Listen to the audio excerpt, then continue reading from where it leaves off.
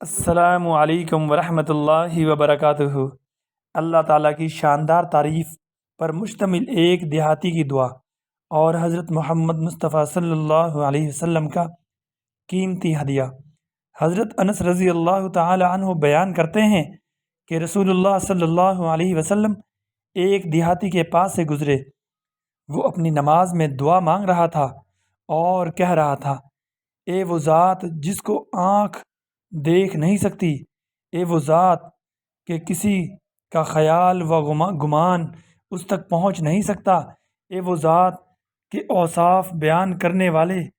اس کے اوصاف بیان نہیں کر سکتے، اے وہ ذات کہ حوادث زمانہ اس پر اثر انداز نہیں ہو سکتے،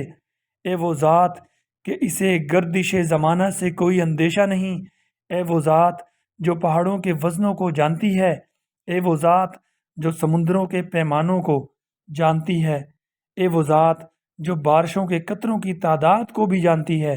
اے وہ ذات جو درختوں کے پتوں کی تعداد کو بھی جانتی ہے، اے وہ ذات جو ان تمام چیزوں کو جانتی ہے جن پر رات کی تاریکی چھاتی ہے اور جن کو دن روشن کرتا ہے، اے وہ ذات جس کو آسمان دوسرے آسمان سے چھپا نہیں سکتا،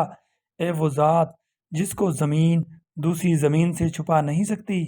اے وہ ذات کہ سمندر کے پیٹ میں کیا ہے وہ بھی تجھے معلوم ہے، اے وہ ذات کہ چٹانوں میں کیا چھپا ہے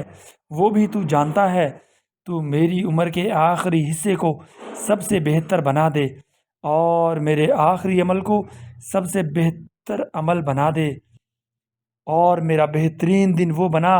جس دن میری تجھ سے ملاقات ہو۔ آپ صلی اللہ علیہ وسلم نے ایک آدمی کے ذمے لگایا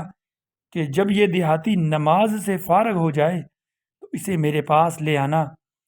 چنانچہ وہ نماز کے بعد حضور اکرم صلی اللہ علیہ وسلم کی خدمت میں حاضر ہوا۔ حضور اکرم صلی اللہ علیہ وسلم کے پاس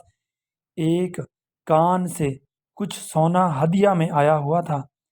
حضور اکرم صلی اللہ علیہ وسلم نے اسے وہ سونا ہدیے میں دیا، پھر اس سے پوچھا کہ اے اعرابی، تم کون سے قبیلے سے ہو؟ اس نے کہا، یا رسول اللہ صلی اللہ علیہ وسلم،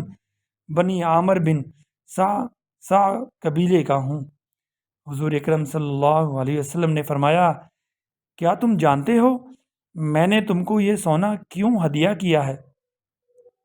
اس نے کہا، یا رسول اللہ صلی اللہ علیہ وسلم، ہماری آپ سے جو رشتہ داری ہے اس کی وجہ سے۔ آپ صلی اللہ علیہ وسلم نے فرمایا، رشتہ داری کا بھی حق ہوتا ہے، لیکن میں نے تمہیں سونا اس وجہ سے ہدیہ کیا کہ تم نے بہت ہی عمدہ طریقے سے اللہ جل شانہ کی ثنا بیان کی ہے۔ حیات الصحابہ۔